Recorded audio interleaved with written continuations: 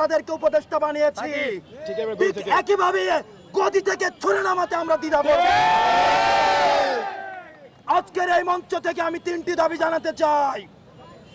1 নম্বরে, যারা খুনিদেরকে পুনর্বাসন করার জন্য ব্যাকস্টেজে মেকানিজম করছেন, আপনাদের এই প্লটিং এর আমরা 20 দাঁত ভেঙে দিব। এবং আমরা বলতে চাই, আমরা সচেতন করে দিতে চাই উপদেষ্টাদের, আপনারা সচেতন হয়ে যান, আপনাদেরকে ছাত্র জনতা প্রতিহত করবে। আমার 2 নম্বর আহ্বান মিডিয়া ভাইদের প্রতি, গণমাধ্যমের সাথে আমাদের সৌহার্দ্যপূর্ণ সম্পর্ক আমাদের তাদের সাথে সৌহার্দ্যপূর্ণ সম্পর্ক ছিল, আছে এবং থাকবে। আমাদের আন্দোলনকে সার্বজনীন করার ক্ষেত্রে গণমাধ্যমের অবদান অনস্বীকার্য। এই ফ্যাসিজমকে উৎখাত করতে গণমাধ্যমের ভূমিকা অনস্বীকার্য। কিন্তু আমরা দেখতে পাচ্ছি কিছু কিছু গণমাধ্যম খুনিদের পুনর্বাসনের ষড়যন্ত্রে লিপ্ত হচ্ছে। আমরা আপনাদেরকে হুঁশিয়ার করে দিতে চাই, আমরা আপনাদেরকে আহ্বান করতে চাই, আপনারা জনতার কাতারে নেমে আসুন। অথবা দেখা যাবে অনেক গণমাধ্যম কর্মীরা শেষ দিকে এসে তাদের বুমের মধ্যে তাদের যে মাইকটি থাকে সেখানে তারা নেমপ্লেটটা লাগিয়ে জনতার কাতারে নেমে আসতে পারেনি। সুতরাং আপনাদের জন্য সেই ভবিষ্যৎ না হয়।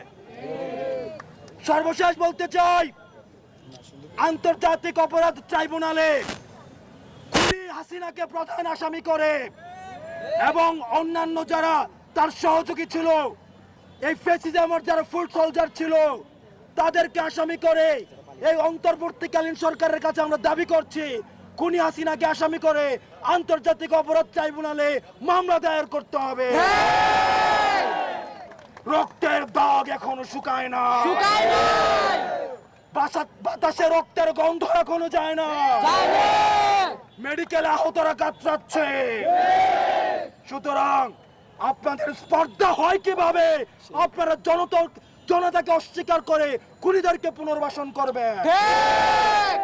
সর্বশেষ যারা শিক্ষার্থী এখানে রয়েছেন, আমরা আপনাদেরকে বলতে চাই, ক্যাম্পাসে ছাত্রলীগের চলে আসা দখলদারিত্বের যে রাজনীতি, হল দখলের রাজনীতি, ক্লাসরুমের যে রাজনীতি, স্বৈরাচারকে ফুট সোলজার হিসাবে পালন করার যে রাজনীতি, এই রাজনীতি ক্যাম্পাসে পুনর্বাসন আর কোনোদিন হবে না, কোন দলের মধ্যে দিয়েই হবে না।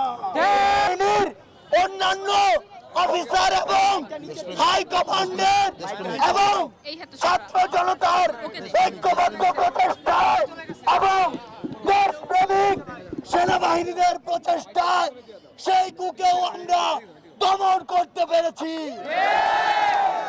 সর্বশেষ গতকালকে বিচার বিভাগীয় কু করার চেষ্টা করা হয়েছিল, কিন্তু গত পরশু এবং কাল 2 দিন আপনাদের অক্লান্ত পরিশ্রমে সেই কু ব্যর্থ হয়। আমরা দেখছি, আমরা তন্ত্রের বিভিন্ন পর্যায়ে কিছু স্বৈরাচার আর ফ্যাসিবাদের হায়না এবং শকুনরা কু করার চিন্তা করছে। আমরা জানিয়ে দিতে চাই, বাংলাদেশের ছাত্র নাগরিক যখন এক হয়েছে, তখন আপনাদের এসব কুকুরের মতো লেজ গুটিয়ে পালাবে। আমরা আপনাদেরকে বলে দিতে চাই, যখনই প্রয়োজন হবে আমরা ডাকবো আপনাদেরকে, আপনাদের রাস্তায় নেমে আসতে হবে। যতবার এই আশঙ্কা হোক, আমরা ঐক্যবদ্ধ ভাবে সকল কু দমন করব।